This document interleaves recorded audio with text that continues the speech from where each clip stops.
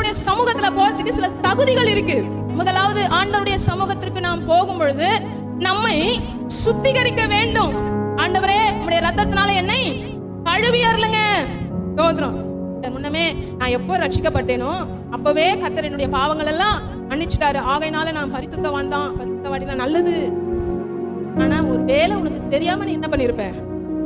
ஏதோ ஒரு காரியத்தை செய்திருப்ப. ஆகையினால ஆண்டவருடைய சமூகத்துல செல்வதற்கு நீ முதலாவது சுத்திகரிப்பை உண்டு பண்ண வேண்டும். நாகமான் என்னும் குஷ்டரோகி பல வருடங்களாய் குஷ்டரோகத்தினால கஷ்டப்பட்டு இருந்தவன். ஒரு சிறு பெண் என்ன பண்ணா, இஸ்ரவேல்ல ஒரு தீர்க்கதரிசி இருக்கிறாரு, அவர் இடத்துல ஐயா போனாருன்னா குணமாக கூடும் என்று சொல்லி அவர் சொன்னது நிமித்தமாக இந்த நாகமான் என்ன பண்றாரு, எலிசாவை போய் சந்திக்க போறாரு. அவன் ஸ்ட்ரைட்டா போய் யோர்தானுக்கு போய் 7 தடவை முங்க சொல்லுங்க, அது போதும் அப்படின்னு எலிசா சொல்றாரு. ஊழியக்காரனுடைய வார்த்தையின் பிரகாரம் ஆற்றில இறங்கி என்ன பண்றான், ஸ்நானம் பண்ணுகிறான். அப்படி ஸ்நானம் பண்ணின பொழுது